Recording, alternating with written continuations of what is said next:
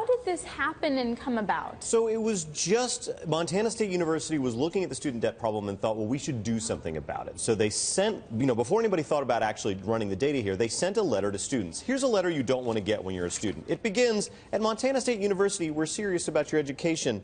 However, we want to be sure financial choices you make do not negatively impact your future. That, you keep reading, or maybe your parents make you keep reading. But basically, it said this is the amount you have outstanding in student debt. In order to continue receiving student debt, you need to pass 67% of your classes, and anything more than 12 credits is free at Montana State University. And then at the end, and this is perfect because they were students, they said, if you go to a financial counselor with this information, we will give you $20.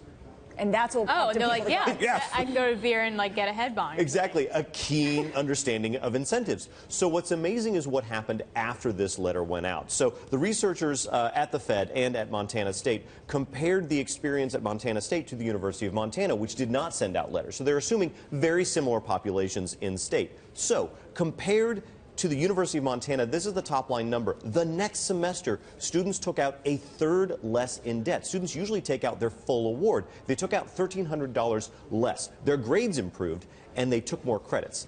This is amazing. This is behavioral change immediately within a semester. And it was happenstance. What kind of role did the government place in terms of informing the universities and the banks informing students about their debt load, or this was just voluntary? Well, so I love this. There's a great quote in the paper where they say high school seniors generally have low exposure to the financial system.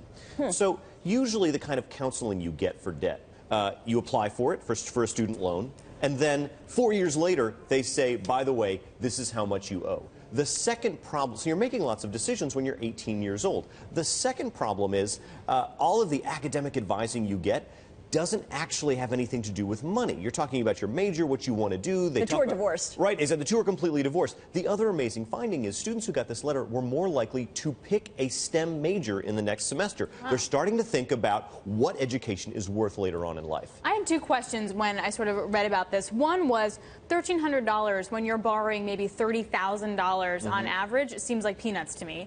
Number one. And number two, I wondered who were the people who were taking advantage of this. I mean, there's going to be lower income people who need the full deal. There's going to be the average who are taking a little less out, where $1,300 actually can make a difference. I think it's significant that you're talking about a state university where tuitions are generally lower, right? If you're talking about people who are going to Duke or somewhere on the East Coast, a very expensive Ivy League, I think behavior is going to be completely different. Financial awards are going to be completely different. The other thing we know about state universities is that tuitions have been going up because state-based aid to the universities all over the country has been going down. So that's, the kind of the answer to that question. I also think that, again, we usually talk about larger macro solutions. How are we going to get colleges to bring down costs? How are we going to get, maybe student loans not to perversely make colleges raise costs? This study I thought was amazing because it just talked about microeconomic behavior. It's so easy. And so if you can shave just $1,300 off, no, it's not going to solve the entire problem. But that's one piece of all these other things that we got to talk about. It also goes to show you how much control students do have over their spending while they are in school. What I thought was most fascinating was the fact that people are choosing more STEM majors. No more, drama majors or history majors. Hey, I included both of us in here. Listen, German major, right?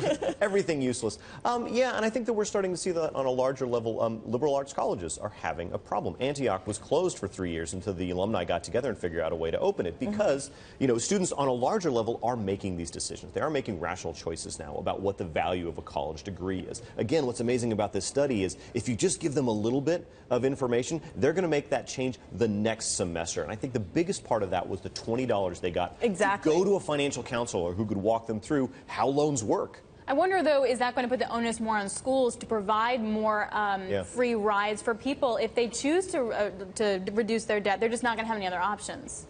It makes me wonder whether or not this was just a pilot program. It was just sort of a good idea that they had. Are schools all over the country just going to start sending a letter? It's cheap to just mail the letter. Stamps, though. Even cheaper if you email the letter. Yeah, I was going to say. Exactly. All right, Brendan Greeley, Bloomberg's senior economics correspondent.